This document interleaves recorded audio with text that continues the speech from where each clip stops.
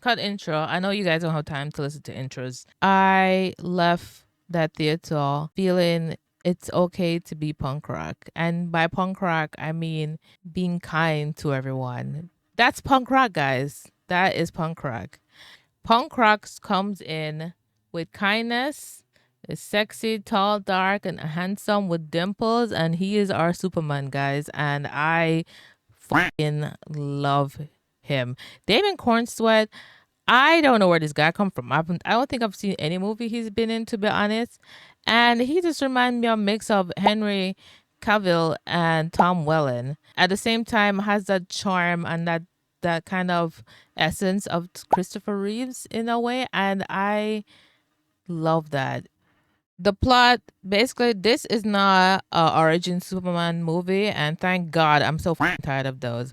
But this one focuses more on his journey to heroism and just understanding who Superman really is. While the movie is a lighter toned Superman, it does ask you very serious questions that in a world increasingly fueled by cynicalism, where tragedy, geopolitical conflicts, and unjust laws dominate the headlines, we're forced to just ask ourselves, when is it right to act simply because it's the right thing to do, not because the law says so? Should doing the right thing come with restrictions?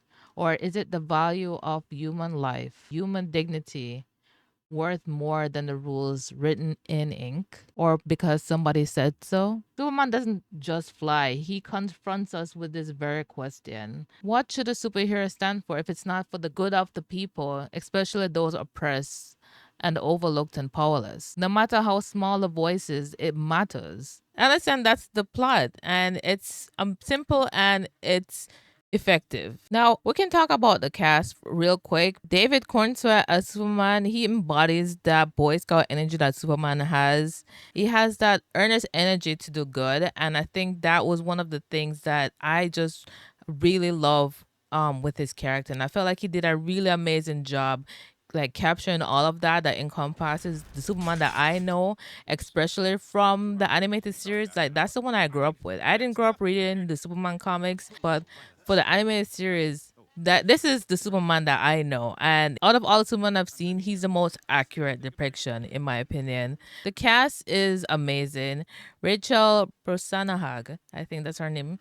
Lois asks the tough questions, and I think that they did a really great job in capturing like that sharp journalist that Lois is. And there's a really cool scene in here that like she's just like doing her thing, and you're just like, damn, this is her. And through her character, we get to learn more about Superman, and we also get to see Superman through her perspective on why she fell in love with him. And I think that was really beautiful as well, because there are certain scenes in there you do fall in love with him through her. She have that very certain cynicalism that I think that works, especially as those things being a city girl, seeing it all, and here comes Superman, who is all about doing good and doing the right thing, and she doesn't know what to do with that. It's kind of very hard for her to place it, and I that she was a really exceptional Lois Lane. Mr. Terrific 100% stole the show majority of the time. I mean, he didn't steal it from Superman, but he was such a great part of this cast. Guy Garner and Kendra Saunders, who is a hot girl. I think this really added another layer to the movie, because I'm sure a lot of people are wondering why did they use this ensemble of the characters and not the ones that we know as like the Justice League. But I feel like there was a reason for it, and it really does more to show that they're distinct personalities, and how it is in contrast with Superman's personality. It helps us to just give us something for him to play off of as a character, so we can understand the distinction between his character and just like the moral grays between the different superheroes, like the different types of superheroes that they can have in this universe. And I feel like that was a good choice to make. Lex Luthor, Nicholas Holt, amazing. I mean, listen, Lex is a cult. He was serving cult through the whole movie, and I thought he just had that ruthless, self-loathing, envious, and that was one of the things that I felt like a lot of Lex Luthor's didn't fully capture, or it was just like something was missing, right? But I really love Nicholas Hoult as Lex Luthor. I thought he really did an amazing job. And can I just say that Martha and Jonathan Kent, the casting for them, I thought was brilliant. They feel very small town people with good values. Like these are the people who I would think that would give Superman good morals to grow up with and to be the very person that he is. And also the main star of this movie, Crypto. I love that dog, let me tell you. And he wasn't never just added to just be cute, but he actually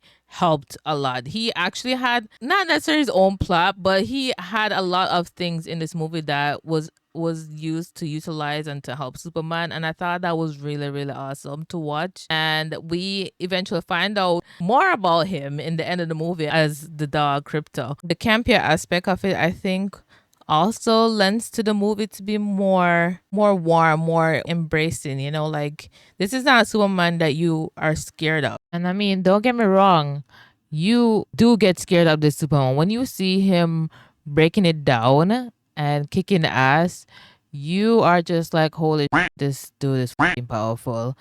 But that is not what he leads with. And I think that's like the power to him.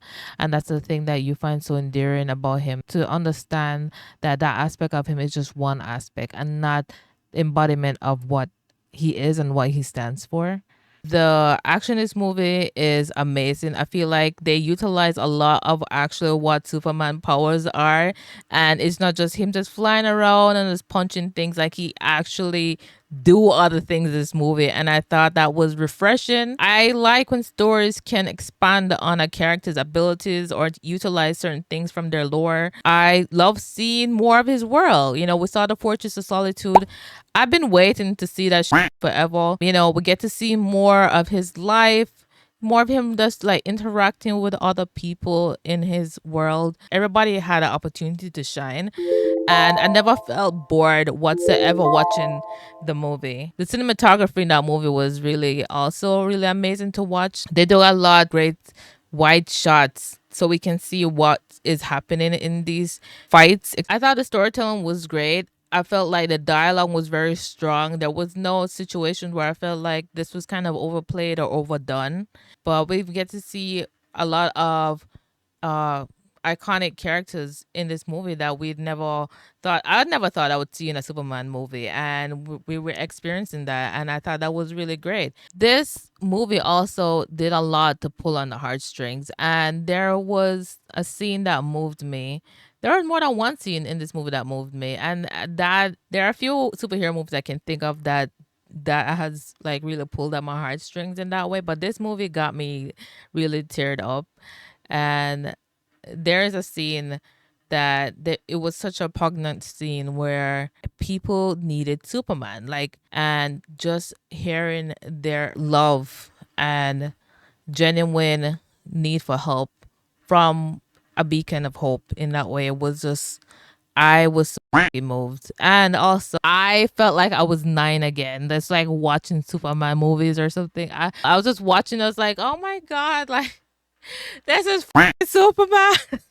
I was so like giddy and like beaming inside, guys. Like honestly, it was like the one of the most amazing feelings. So for the bad, honestly, I didn't feel like this movie had a lot of bad things about it. I can see there's certain tonal shifts in the movie that when it was light and like more campy flair to the movie, and in some sense that you could be like, okay, when it shifts to like more darker theme or something like that, it might seem a bit jarring. But honestly, for me, I thought it helped a lot, and I didn't feel like it was jarring. I felt like those scenes when it's more light and stuff like that really made it more the scenes that were dark are really dark and serious, and I thought that was a really great aspect to it. There's a lot of characters in this movie and you have to juggle, and also there's a lot of subplots in this movie that might can get lost, but for the most part I was able to keep up with everything, so I didn't really have an issue with it.